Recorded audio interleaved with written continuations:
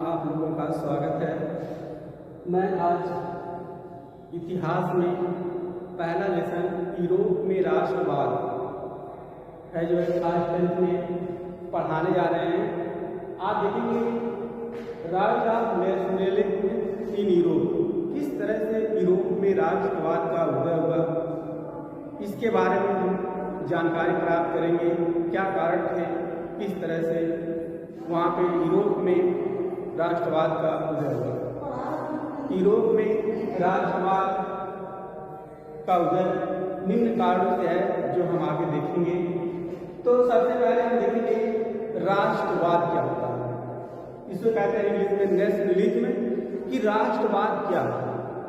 राष्ट्रवाद कहेंगे उसे कह सकते हैं राष्ट्र के प्रति प्रेम, लगाव की भावना को ही हम क्या कहते हैं, राष्ट्रीयवाद कहते हैं। कहने का मतलब चाहे कोई भी व्यक्ति हो, आप देखेंगे उसका एक तरह से लगाव होता है, चाहे वह एक देश हो, चाहे गांव हो, चाहे शहर हो, चाहे अपने लोगों के द्वारा एक तरह से उसके अंदर एक लगाव की भावना होती है। वह जिस रूप में होती है उस तरह से, और उसे हम कहते हैं एक तरह से उसकी भावना को हम राष्ट्रहित या देश हित कर सकते हैं। उसी तरह से यदि हमारा लगाव राष्ट्र के प्रति है तो हम राष्ट्रवाद कहेंगे। कि राष्ट्र के प्रति जो है लगाव, प्रेम, स्नेह, संभावना, आकांक्षाएं जो भी अपने देश के प्रति होती है उसको हम राष्ट्रवाद कहते हैं। इसके बाद हम देखेंगे जो राष्ट्रवाद यूरोप महाद्वीप में किस तरह से राष्ट्रवाद का उदय हुआ। सबसे पहला कारण आप देखेंगे कि 16वीं शताब्दी में पुनर्जागरण।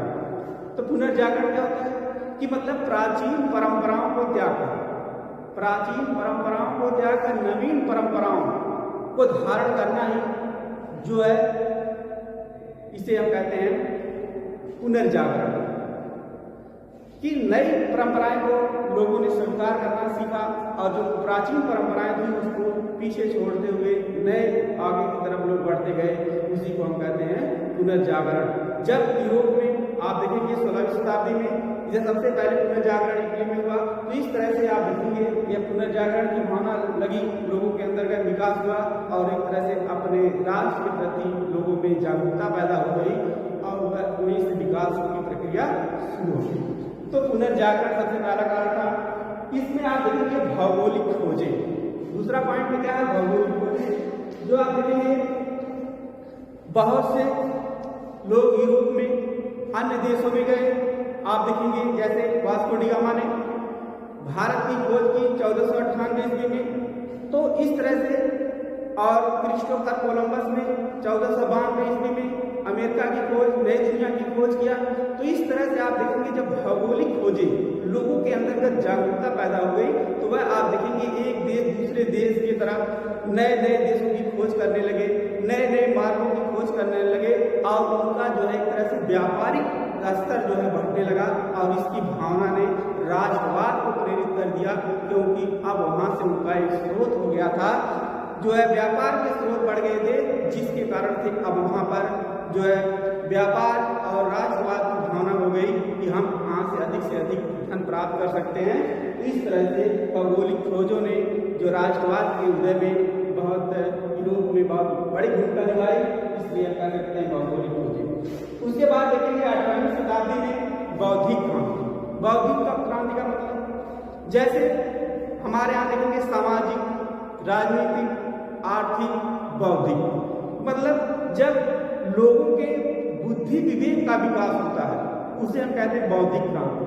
जैसे प्राचीन परंपरा को लोगों ने छोड़ा, नवीन परंपराओं को धारण किया, तो इस तरह से उनके अंदर नई चेतना का विकास होगा। तो नई चेतना का विकास होगा जहां आप देखेंगे पुराने रीति रिवाजों में लोग चलते रहते हैं लेकिन उसमें कोई परिवर्तन नहीं होता तो पीछे चले जाते हैं। क्योंकि आप आधुनिक युग में आप देखेंगे यदि आप आधुनिक युग की तरफ उसके तरफ आकर्षित नहीं होंगे, उसके तरफ चलने का प्रयास नहीं करेंगे तो आप जो सफल नहीं हो सकते।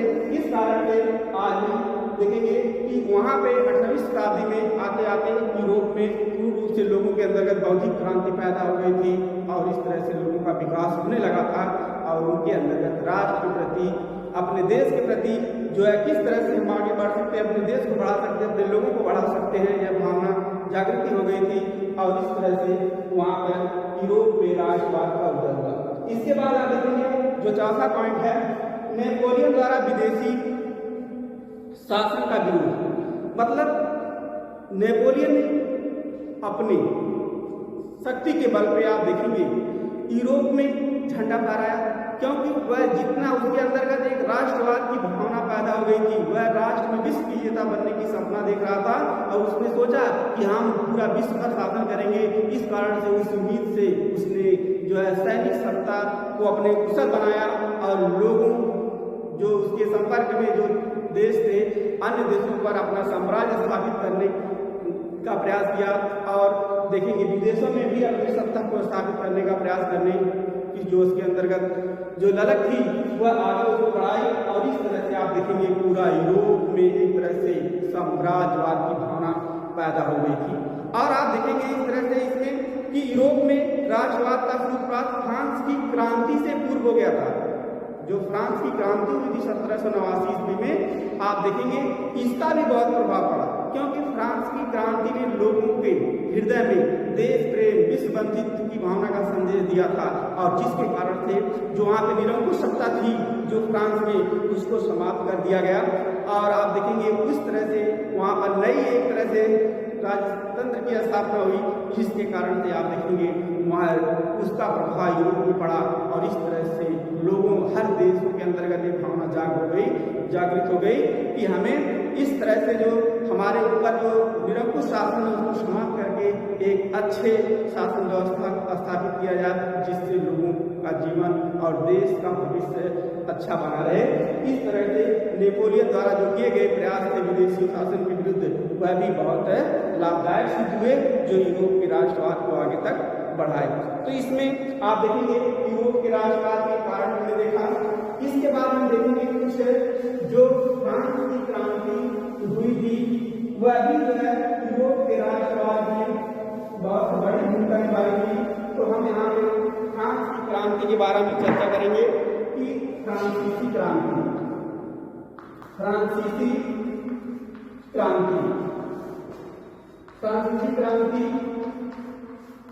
फ्रेंच रेवोल्यूशन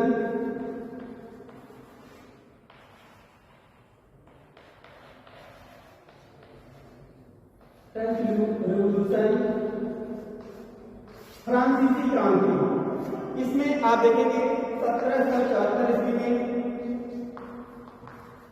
जब लुईस लामा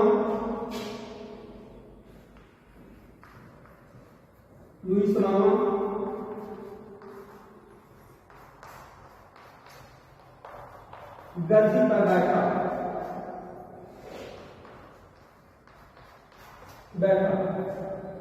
लुईस लामा 1774 में जब गद्दी पर बैठता है, इस तरह से आप देखेंगे वहां की शासन व्यवस्था चलाने के लिए उसने जो रूप अपनाया वहां पर वह बहुत निरंकुश हो गया। उसकी इतनी कट्टरता हो गई थी कि वह कहता था मैं ही राजा, मैं ही सब कुछ हूं, दैवीय अधिकार वाला। इस तरह से आप देखेंगे उसकी इस भावना ने लोगों को जो है उसके विरोध आंदोलन करने के लिए प्रोत्साहित कर दिया। तो फ्रांस में भी जो कारण बना, फ्रांस की क्रांति के कारण आप देखेंगे फ्रांस की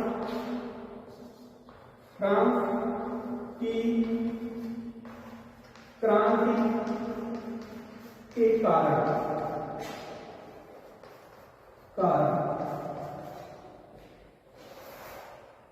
मतलब फ्रांस की क्रांति के क्या कारण थे आप देखेंगे। जैसे आप देखेंगे राजनीतिक कारण, पहला जो है राजनीतिक कारण, राजनीतिक कारण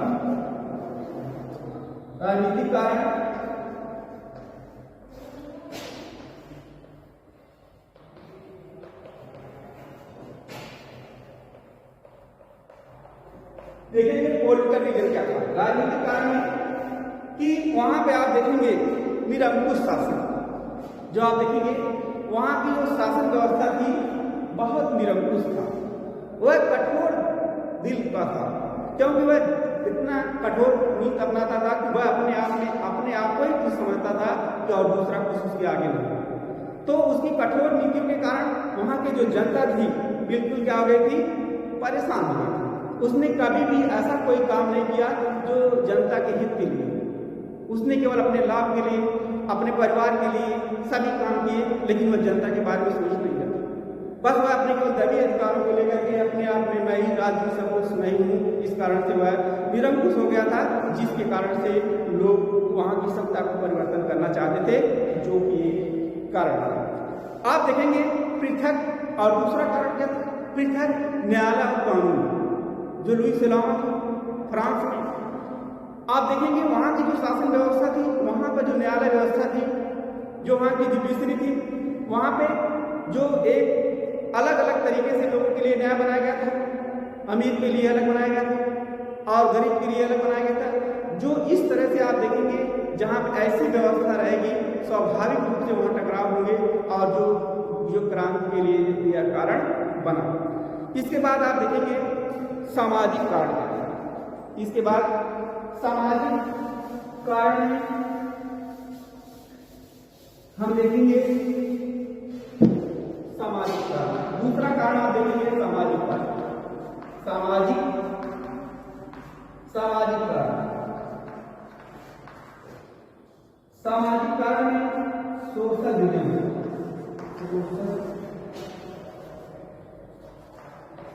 सोशल रीजन वहां का समाज आप देखेंगे 3 वर्गों में बटा हुआ था। वहां का समाज कैसा था, समाज जो था आप देखेंगे जो समाज था वह 3 वर्गों में बटा हुआ था। एक जो है कुलीन वर्ग, कुलीन वर्ग के अंतर्गत एक मध्यम वर्ग के अंतर्गत मध्यम वर्ग, और आप देखेंगे तीसरा जो है निम्न वर्ग। निम्न वर्ग जो कुलीन वर्ग या पादरी वर्ग कहते हैं, कुलीन वर्ग जो बड़े लोग होते थे, राजा के समकक्ष रहते थे, बड़े लोग होते थे, उनको कुलीन वर्ग के अंतर्गत आता था, राजा के संपर्की होते थे। जो मध्यम वर्ग में आप देखेंगे जो शिल्पकार थे, शिक्षक थे, वकील थे, जो मीडियम क्लास के शिल्पकार थे वह सभी आते थे। और जो है निम्न वर्ग आते थे, जिसमें मजदूर वर्ग के आते लोग थे, किसान लोग थे, जो अपनी जीविका चलाने के लिए एक दूसरे पर निर्भर रहते थे। तो इस तरह से आप देखेंगे यहाँ पे सामाजिक रीजन में कुछ कमियां थी। पहली बात तो यहाँ पर कुछ नीच की भावना थी लोगों के अंदर, कुलीन वर्ग में बटा था। जो कुलीन वर्ग थे वो पादरी वर्ग के लोग थे, मध्यम वर्ग को देखना नहीं चाहते थे। इस तरह से इनके अंतर्गत और जो राज्य की व्यवस्था थी, जो समानता की व्यवस्था थी समाज में, वह एक तरह से अनैतिक थी। क्या उसका बंटवारा था कि आप देखेंगे कि जो पादरी वर्ग के लोग थे, उच्च वर्ग के लोग थे, वह कर देने लायक थे, उन पर कर नहीं लगाया था। लेकिन यहाँ पे जो मध्यम वर्ग के लोग, निम्न वर्ग के लोग थे, इन लोगों को कर देना पड़ा था। अब बताइए, जो कर देने लायक वो कर नहीं देगा, जो कर देने लायक नहीं वो कर देगा। इस तरह से आप देखेंगे सारी व्यवस्था को उसने ऐसे ढंग से संचालित किया जिससे लोगों के अंतर्गत विरोध की भावना हो गई, और आप देखेंगे वहाँ पर जो है क्रांति हो गई। और इस तरह से मध्यम वर्ग ने अहम भूमिका निभाई, मध्यम वर्ग के प्रयासों से वहाँ पे क्रांति हो गई। इस तरह से यह जो है फ्रांस की क्रांति का कारण बना। इसके बाद आप देखेंगे जो सामाजिक कारण था, इसके बाद देखेंगे आर्थिक कारण। तीसरा पॉइंट है आर्थिक कारण। आर्थिक कारण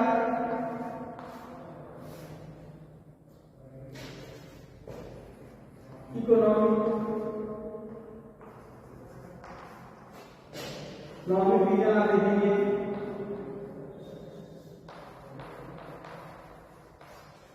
आर्थिक कारण जो था, इसमें आप देखेंगे राजा जो बहुत विलासी प्रवृत्ति का हो चुका था। राजा कैसा हो गया था, वह विलासी प्रवृत्ति का हो चुका था। और आप देखेंगे वह जो है किसी प्रकार का जनता पर ध्यान नहीं देता था, वह अपने मस्त रहता था और इधर उधर ऐशो आराम की जिंदगी बिताना चाहता था, जिसके कारण से उसके राजकोष धीरे धीरे क्या हो गए थे, खाली हो गए थे। जब राजकोष खाली हो गया भाई मौज मस्ती कर रहा था, जिस कारण से उसका राजकोष खाली हो गया। जब खाली हो गया तो उसको पैसे की जरूरत पड़ेगी। जब पैसे कहाँ से आएंगे अब आप देख लेंगे। वह वहाँ पैसे का स्रोत क्या था, राजस्व था। राजस्व का मतलब उसमें कर लगा करके सबसे पैसा लिया जाता था। तो वह कर की व्यवस्था जो थी, जो कृषक थे, मजदूर थे, उनके ऊपर जो है भार बढ़ा दिया। जब भार बढ़ा दिया तो लोगों का दिमाग सनक गया।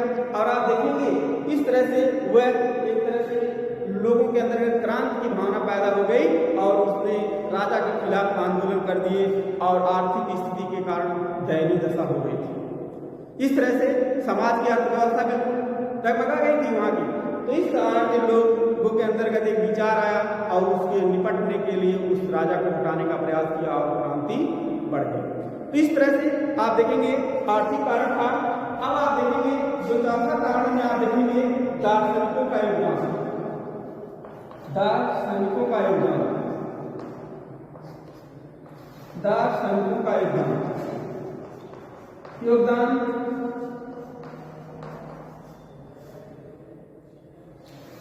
देखिए कंट्रीब्यूशन आप देखेंगे फिलोसफर जो दार्शनिक थे इनका योगदान था। इसमें मैं यहाँ के दार्शनिक आप देखेंगे फ्रांस के थे, रूसो, वॉल्टेयर,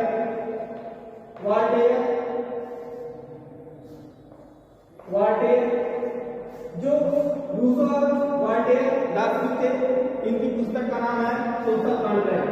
इनकी पुस्तक का नाम क्या है, सामाजिक समझौता, सोशल कॉन्ट्रैक्ट। सोशल कॉन्ट्रैक्ट सामाजिक समझौता का सिद्धांत भी कहा जाता है। और वाल्टर ने भी जो एक दार्शनिक थे, इन्होंने भी जो स्पिरिट ऑफ लॉज नामक पुस्तक की रचना की थी। तो इस तरह से आप देखेंगे दार्शनिक का मतलब होता है चिंतन करना। और ये इन लोगों की चिंतन थी। जब देखे समाज में लोगों के साथ अत्याचार हो रहा था तो इन लोगों ने क्या किया, जैसे रूसो वॉल्टेयर ने फ्रांस की स्थिति को देखा तो राजा एकदम अनैतिक तरीके से लोगों का शोषण कर रहा था, सभी लोग त्राय कर रहे थे।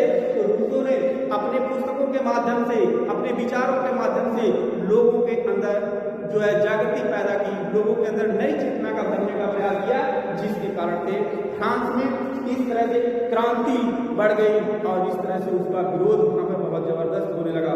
इस तरह से आप देखेंगे फ्रांस की क्रांति हुई और अनेक घटनाएं आप देखेंगे इसके साथ जुड़ी हुई, जैसे टेलीस्कोप की राष्ट्रीय सभा की स्थापना।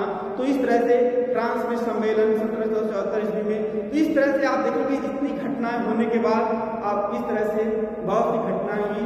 तो फ्रांस में जो वहां पर प्रजातंत्र की स्थापना हुई, इस तरह से आप देखेंगे इसके कुछ आप देखेंगे परिणाम। तो इसके तो कारण थे और इसमें आप देखेंगे फ्रांस की क्रांति के कुछ परिणाम निकल कर आए जो राजसमाज के विकास में जो है काम भूल कर पाए। तो इसके बाद देखेंगे फ्रांस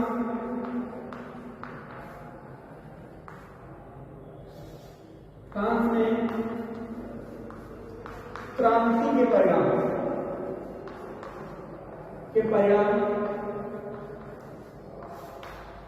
आप देखेंगे फ्रांस की क्रांति के बाद क्या होगा, रिजल्ट आता है। जब घटनाएं हुई, बहुत ही घटनाएं खराबा हुआ, इस तरह से आप देखेंगे वहां पे सत्ता परिवर्तन हुई, वहां पे लोकतंत्र की स्थापना हुई। कारण का परिणाम घटनाएं हुई, इस तरह से परिवर्तन हुआ। 14 जुलाई 1789 में फ्रांस को स्वतंत्रता मिली। तो आप देखेंगे जो उसका परिणाम निकल के आया कि राजा के दैवीय अधिकारों का राजा के दैवीय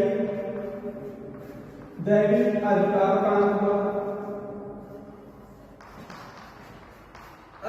का जो राजा जो दैवीय अधिकार मानता था कि उसने कहा कि मुझे भगवान ने स्वर्ग से भेजा है राजा राज करने के लिए, जनता पर राज करना है। तो इस तरह से जो उसकी ये भावना थी, जब क्रांति हुई, प्रजातंत्र की स्थापना हो गई, उसको हटा दिया गया। इस तरह से आप देखेंगे वहां पर प्रजातंत्र की स्थापना हुई तो राजा के दैवीय अधिकारों का क्या हो गया, समाप्त हो गया। अब आप देखेंगे वहां पर प्रजातंत्र की स्थापना हुई, प्रजातंत्र की स्थापना। इस तरह से वहां पर आप देखेंगे जो निरंकुश राज्य था वह प्रजातंत्र में बदल गया और सभी लोग सुखी रहने लगे। इस तरह से वहां पर और फ्रांस की क्रांति ने दूसरा संदेश दिया। फ्रांस की क्रांति ने जो इसका सबसे इम्पोर्टेंट आया नजर निकल के फ्रांस की क्रांति ने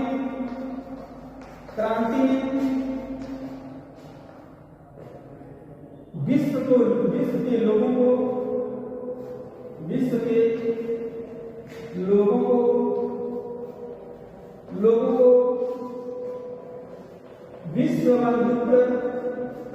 विश्व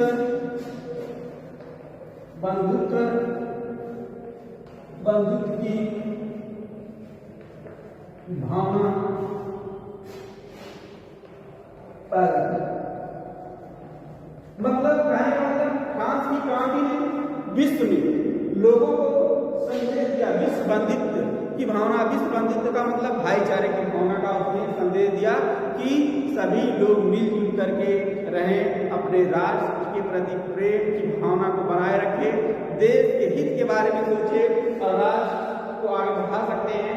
और इस तरह से यह फ्रांस की क्रांति ने जो ये विश्व का संदेश दिया, यह यूरोप में पूरा एक तरह से इसका बहुत बड़ा प्रभाव पड़ा और सभी देश अपने देश के विकास के लिए एकीकृत करने के लिए एकजुट हो गए। और इसमें आप देखेंगे यूरोप में राष्ट्रवाद का विकास बहुत तेजी से हुआ। तो इस तरह से आप देखेंगे इसमें यूरोप में राष्ट्रवाद का विकास किस तरह से होता है। तो हमने पढ़ा राष्ट्रवाद क्या होता है, राष्ट्रवाद के कारण क्या थे, फिर फ्रांस की क्या भूमिका थी जो है यूरोप के राष्ट्रवाद के विकास में। तो इस तरह से आज हम यहाँ तक पढ़े। इसके बाद हम अगले वीडियो में आगे पढ़ाएंगे। धन्यवाद।